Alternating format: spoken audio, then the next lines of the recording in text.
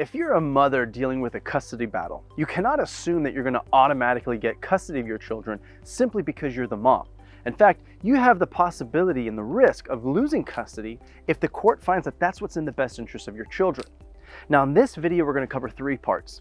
The factors that could potentially weaken your case or a mother's case in the issue of custody, what would constitute as an unfit mother, as well as ways to strengthen your case when dealing with the issue of child custody. Hi, I'm Sina Mohajer. I'm a family law attorney practicing in the greater Los Angeles County since 2012. I've been a contributing member of the Los Angeles County Bar Association, and I've been rated by Super Lawyer since 2019.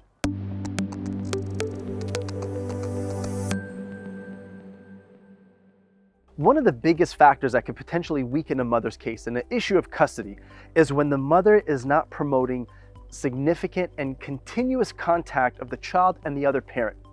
Now, I had a case, for example, where mom ended up contracting COVID. COVID is still amongst us, but the child was a potential exposure. She was not diagnosed or she was not tested positive for COVID, yet mother decided not to allow the child to leave the house because of quarantine issues and prevented the father from having any custodial time. That is a huge no-no. Courts don't like to see that. In fact, if the child is even sick with COVID or without COVID, a simple cold or a fever, as long as there's not a doctor's note that says that this child has to remain in bed for 24 hours or what have you, then there's nothing stopping from the other parent of caring for that child. And that is one issue that can potentially weaken your case as a mother in a custody battle. Another key factor is communication.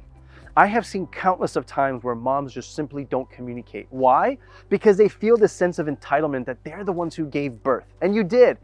But the court doesn't give you any sense of entitlement as far as what you can and cannot do with your children. In fact, the law is very clear that both parents have equal rights to these kids, regardless who carried them for 9 months, who spent hours in the delivery room and delivered this child. So communication is another big factor.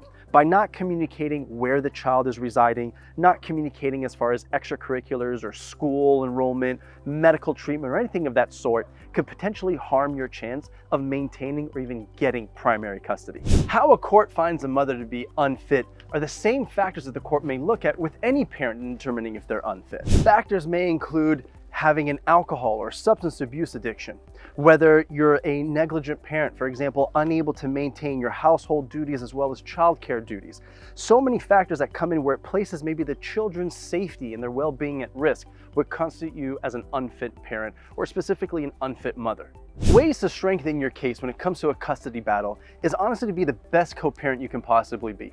Now, you don't have to bend over backwards and always give in to the other parent and you let them see the children whenever they want, but to be more reasonable. If there's times, for example, the non-custodial parent is unable to see the child on a particular day that the two of you might have agreed upon, and a different day could possibly work, then go ahead and do that. Don't fight based on principle, but really look at as far as what's going to bring you most favorable to the court in their eyes. Another way is communication as well. Now, the court always wants to give primary custody to the parent that's going to foster a great relationship with the non-custodial parent, the parent who's going to follow the court order and allow that frequent and consistent contact with the other parent as well. Now, if you've got questions about your case or you'd like to explore different avenues, we offer a free initial consultation. Feel free to reach us out online, give us a call at the office, and I'll be happy to sit with you one-on-one.